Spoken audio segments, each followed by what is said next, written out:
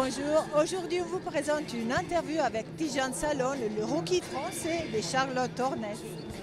Comment Basketball Without Border, basket sans frontières, peut changer la vie d'un jeune basketteur?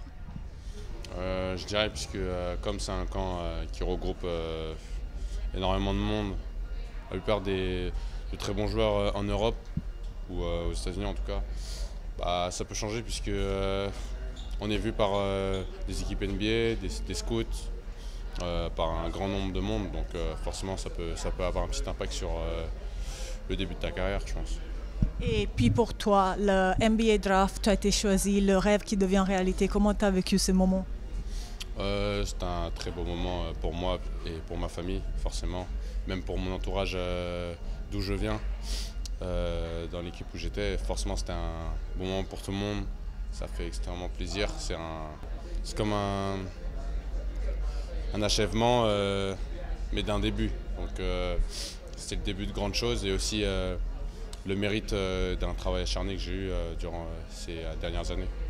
Et la G-League, comment ça peut rendre encore meilleur? Ça peut rendre encore meilleur, je dirais, puisque forcément tu peux plus travailler sur toi.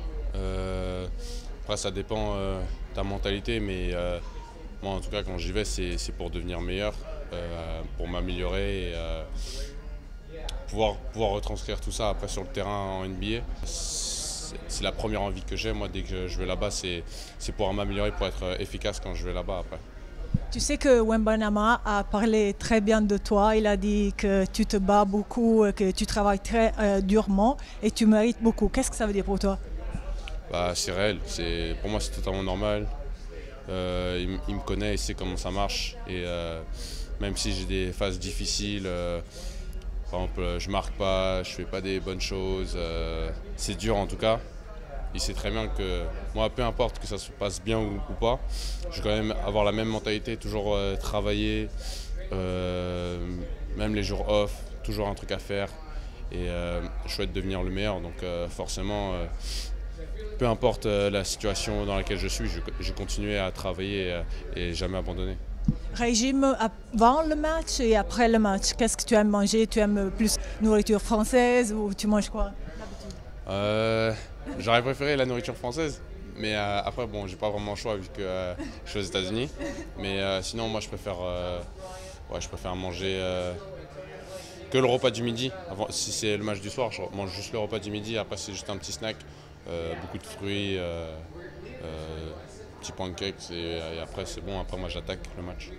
Les leçons que tu as apprises dans ce monde de l'NBA, de la G-League, que tu veux partager avec les jeunes un peu partout dans le monde qui espèrent arriver ici un jour? Rien n'est facile, faut rien lâcher. C'est pas une partie de plaisir puisque forcément ça demande beaucoup de sacrifices mais surtout un grand mental. Vraiment, donc faut rien lâcher, faut travailler énormément, très dur. Même quand tu penses que ça peut aller, il suffit d'un truc, d'un choix, de je ne sais quoi qui fait que tout peut revenir en arrière. Mais c'est là où il faut avoir du mental et il faut continuer à travailler, rester en confiance, toujours rester positif.